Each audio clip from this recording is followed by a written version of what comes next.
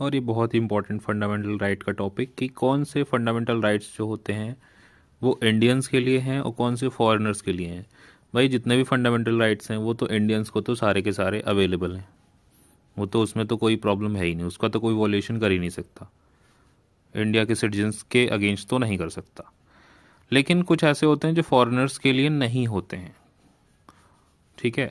तो अब हम लोग देखने वाले हैं पहले तो कौन से राइट्स होते हैं जो सिर्फ इंडियंस को मिलते हैं और फॉरेनर्स को नहीं मिलते। तो इंडियंस को आर्टिकल 15 जो कि डिस्क्रिमिनेशन वाला है राइट, वो सिर्फ इंडियन के लिए ही है। Equality of opportunity in matters of public employment, जो गवर्नमेंट जॉब है वो सिर्फ इंडियंस के लिए ही है, ये वाला राइट आर्टिकल 16 इंडियन के लिए। और जो आर्टिकल 19 है, speech, expression, assembly, association, movement, residence, profession, जो कि आर्टिकल 19 में दिया गया है जो राइट हमारा, वो इंडिया के पर्सन्स के लिए ही है सिर्फ। आर्टिकल 29 जो कि प्रोटेक्शन देता है किसको, लैंग्वेज को, कल्चर को, माइनॉरिटीज़ के, वो सिर्फ इंडिया के ही लोगों के लिए है। आर्टिकल 20 जो माइनॉरिटीज़ के राइट्स को, माइनॉरिटीज़ को कुछ राइट्स देता है जैसे कि एजुकेशन इंस्टीट्यूट्स को इस्टेब्लिश कर सके। तो ये सब कुछ जो राइट्स हैं वो सिर्फ और सिर्फ किसको मिले हैं, इंडियंस को मिले हैं। तो आर्टिकल 15, 16, 19, 29 एंड 30 ये आर्टिकल जो हैं और ये फंडामेंटल राइट्स जो हैं वो सिर्फ इंडियंस के लिए है।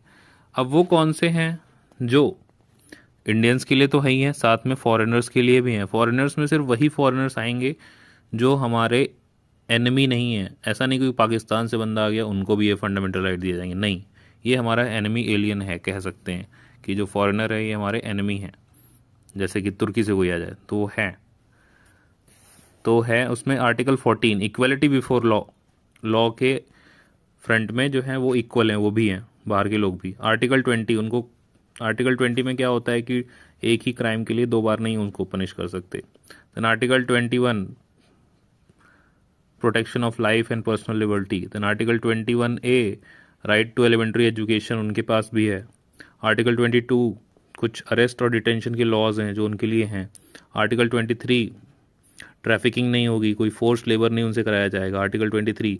आर्टिकल 24 उनके चिल्ड्रंस को फैक्ट्रीज़ में नहीं लगाया जाएगा, कोई हार्मफुल एक्टिविटीज़ नहीं करवाया जाएगा।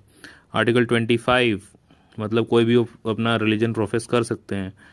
देन 26 मतलब अपना रिलीजन्स के लिए जो भी है कर सकते हैं, कहीं पे भी वो अटेंड कर सकते हैं, दैट इज़ इट।